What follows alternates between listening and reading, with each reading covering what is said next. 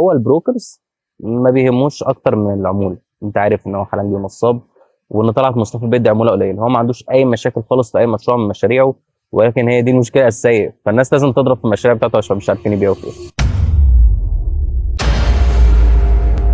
السلام عليكم، ازيكم؟ عاملين ايه؟ يا رب تكونوا بخير. جمعه مباركه عليكم. حلقه جديده من سلسله حلقات ليه. النهارده الحقيقه هتكلم عن موضوع انا حابب ان أنا اتكلم عنه قوي. الموضوع ده مش واخد حقه ومش كل الناس بتعرف تتكلم عنه باستفاضه.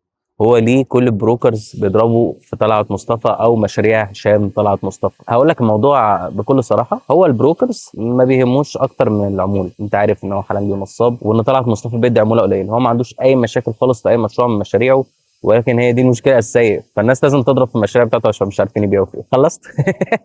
هي دي اللي انت عايز تسمعها. اسمعها يا باشا وابعد عني. انا ماليش دعوه باي حد من دراويش طلعت مصطفى، وماليش دعوه بالبروكرز العاديين. انا هكلمك عن حاجات ما حدش اتكلم عنها خالص. وقسم الفيديو ده 3 حتت هشرحها بطريقه مختلفه. اول حاجه هقول لك ايه مميزات طلعت مصطفى، مميزات مشاريع هشام طلعت مصطفى، وايه العيوب اللي انت سمعتها قبل كده هكررها تاني، وعيوب جديده ما حدش سمعها قبل كده انا هبقى عارفها ليه. انا اصلا من سكان الرحاب، او كنت من سكان الرحاب لمده 7 سنين، وبطاقتي متسجله على هناك من كتر الفتره اللي كنا ساكنين هناك فيها. عندي ناس كتيره جدا ساكنه في مشاريع طلعت مصطفى، فاقدر اتكلم عنها بكل استفاضه، واقدر اقول كلام انت اول مره تسمعه. بالنسبه لمميزات مشاريع هشام طلعت مصطفى، اول حاجه الراجل ده ما عندوش اي عيوب. اذا كان في الاستلام قليل قوي قوي، متاخر مراحل عنده. ما عندوش اي عيوب في تغيير الماستر بلان. مستحيل تقريبا ان انا يكون في ماستر بلان موجوده في اي ميجا بروجكت من ميجا بروجكتس دي وتكون اتغيرت. عنده قابليه كبيره قوي ان هو يروح منطقه جديده والناس كلها تجري وراه. بيخلق ديستنيشن مختلفه بتكون معروفه هناك. يعني انت بتروح التجمع تقريبا من اكبر اللاند ماركس اللي في تجمع الرحاب. بعد كده اما هتبقى مستقبل سيتي بتتوصف بان هي جنب مدينتي. بيعمل مدن كبيره، كوميرشال بتاعها بيكون فظيع. كل الناس من انحاء المنطقه اللي حواليها بيحبوا ان هم يروحوا. بيحافظ على الصيانه بشكل مرعب. الصيانه بتاعت المشاريع بتاعته كلها هتلاقيها كويسه جدا جدا. وبيقدم بيمنت، يعني هو اللي خلقها اصلا البيمنت دي. يعني الناس لما كانت بتبيع على 5 6 سنين كان طلعت مصطفى بيبيع على 10 سنين. لما الناس ابتدت تبيع على 7 و8 سنين طلعت مصطفى ابتدى يبيع على 12 سنه. والبيمنت بتاعته مش ايكوال. هو كان عايز تقطب الناس اللي عاملين بالخارج، لان دول اكبر قوى شرائيه في مصر على مدار تاريخها. فبيروح يا باشا انت هتدفع مقدم قليل والشهر قليل، ودفعه بقى اخر كل سنه بحيجي يحيينا ويحييك ربنا، وان شاء الله خير. يعني حتى دلوقتي هو بيبيع على 12 ونص 13 سنه، ما عندوش مشكله. اكتر من كده بصراحه يكون تهريج. يعني اكتر من 13 سنه ده مده فظيعه. ايه العيوب اللي عند طلعت مصطفى؟ مبدئيا انت بتشتري عند طلعت مصطفى مش بسعر قليل، على حسب الجوده اللي هو بيقدمها. طبعا بتدفع على بيمنت فظيعه، وبتقدر تكستمايز فيها لحد ما كبير زي ما انت حابب، ولكن الاسعار مش قليله. يعني ما تقدرش تقارنها باسعار البي كلاس مثلا. اسعار تقارن بالاي ماينس والبي بلس. ايه العيوب التانيه؟ اول حاجه هو بيقدم متشطب. التشطيب بتاع طلعت مصطفى قذر. يعني مش حتى تشطيب بتاع دار مصر والحاجات دي ساعات بيكون احسن منه. انا ما كنت شغال مهندس تشطيبات حوالي سنه ونص. انا كنت ساكن في منطقه الرحاب، فيمكن ده ساعد شويه. بس كل الشغل اللي جالي في الرحاب يعني. وفي شغل جالي في مدينتي. ومعظم الناس بتوع التشطيبات هتلاقيهم عارفين ان معظم الاشغال بتيجي من المنطقه دي. يعني كل الناس بتعيد تشطيب بالكامل. وده بيكون مشكله كبيره، بتكون مكلفه يمكن اكتر من ان انت تشطب من الاول. تاني حاجه ان انت بتتكلم عن مطور بيعمل سيتيز كبيره مفتوحه، فالناس بتجيها. يعني الناس بتجيها من كل مكان. اذا كان رحاب اذا كان مدينتي. انت عارف ان البوابات كلها ممكن تتفتح بغمزه، وعارف ان في بوابات معينه الناس بتدخل من عندها. والبوابات دي اصلا مفيش اي حاجه مختلفه بتحصل هناك، تقدر مجرد تقدير للي جاي. يعني لو انت عندك زائر لا معلش خش من بوابه 6، طب هل هو هياخد منه بطاقه من بوابه 6؟ لا. طب هل هو هيوقفه يقول له انت مين؟ لا. هيقول له انت رايح فين؟ لا. ما هو بس خش من بوابه 6. وهيقول لك كاميرات، ما الكاميرات دي عمرها ما بتتفرج. انا ما اعرفش اصل الكاميرات دي شغاله ولا لا. فدي من المشاكل الكبيره اللي ممكن تمر على الناس عند طلعت مصطفى. في مشاكل تانية انا مش حابب ان انا اتطرق ليها، زي مشكله الكوميونتي. يعني انت روح عند الفود كورت كده اي وقت بعد صلاه الجمعه وتفرج كده على الدنيا، او اي وقت يوم الجمعه بالليل تتفرج على الدنيا والناس اللي قاعده على الجنينه وانت هتفهم قصدي كويس. تقولش دي طبقيه، لان هو اصلا فكره الكومباوند دي قايمه على الطبقيه. يعني ما تجيش تقول لي ده فكر طبقي وليه العنصريه والكلام ده. هو فكره كومباوند ان انت يبقى فيه كوميونتي والدنيا تبقى لطيفه، تبص تتشرح انا دافع فلوس عشان كده.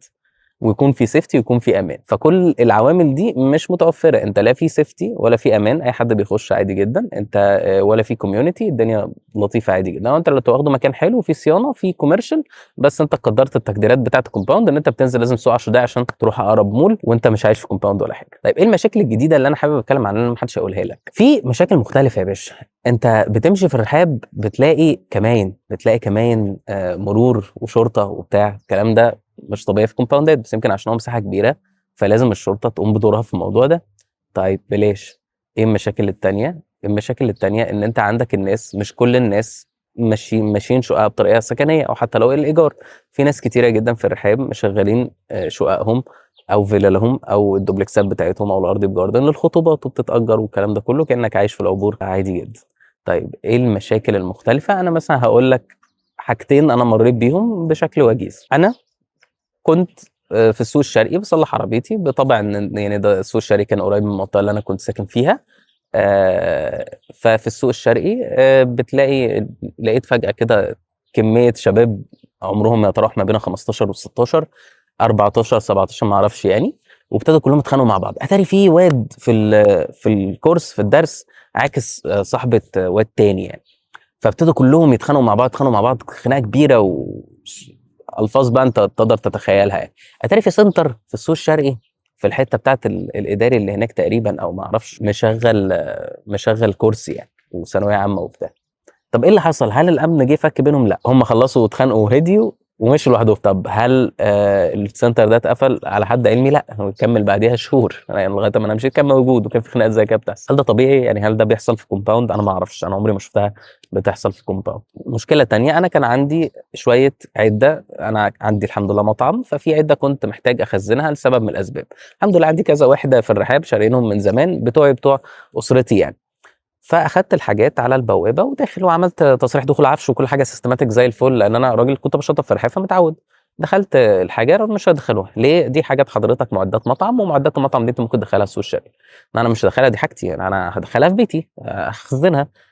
قالوا لي بعت ايميل وكلمت مدير خدمه العملاء، ترد عليا في الايميل ان الوحده العين السكنيه دي مش عين تخزين، هي لمجرد السكن. انت مال امك؟ انا شاري حاجه في عماره، والحاجه دي انا حر استعملها لحبه طالما هو استعمال قانوني يعني، طالما مش هقبلها مش هقلبها بيت دعاره.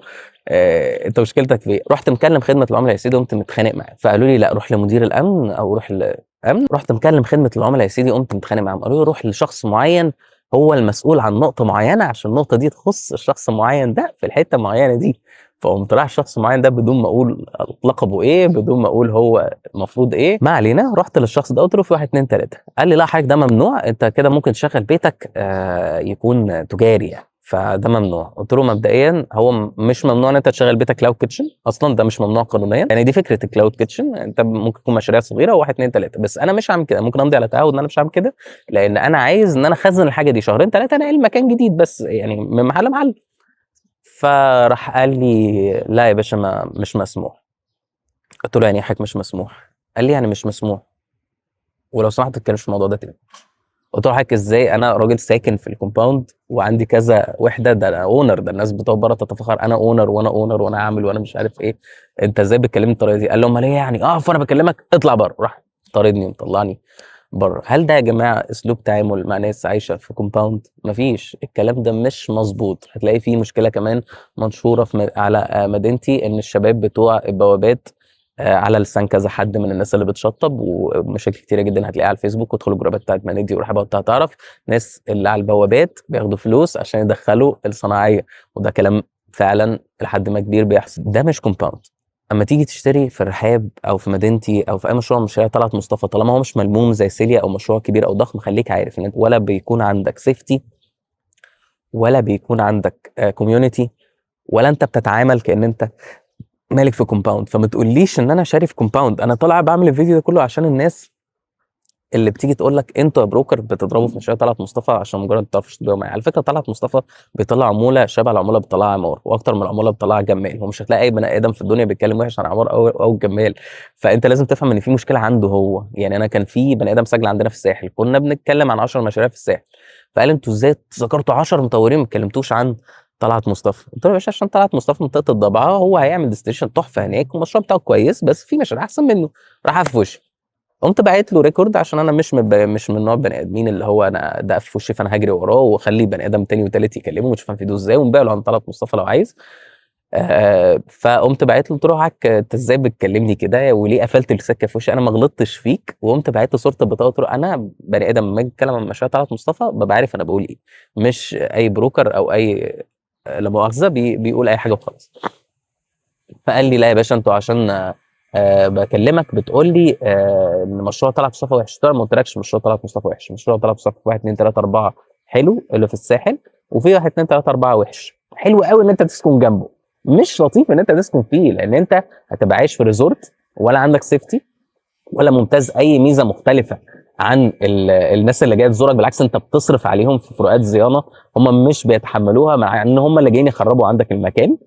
وفي الاخر ما بتتعاملش معامله ان انت اونر، انت بتتعامل معامله واحد صعلوك عادي. فطبعا ما ردش طبعا والدنيا زي الفل يعني. فالمهم انا كنت بشرح الموضوع ده عشان الدراويش بتوع طلعت مصطفى يبقوا فاهمين الموضوع كويس. الناس انا ليا قرايبي لسه عايشين في الرحاب مش فاهمين اللي انا بقوله ده، وبالعكس هم شايفين احنا الدنيا تمام، لان انت ما شفتش ايه المختلف، انت ما طلعتش بره وعشت في كومباوند شفت ايه المختلف، وشفت ايه الفرق ما بين اللي انت عايش فيه واللي انت فعلا المفروض ان فلوسك تجيبه. بس فهو الموضوع في كده يعني. اتمنى تكونوا اتبسطتوا واتمنى حد يكون استفاد حاجه. انا كنت علي عبد العزيز معاكم، لو محتاج اي استشاره عقاريه تقدر تسالني في الكومنتات او تبعت لي هجاوبك بكل صدق حتى لو مش تشتري معايا.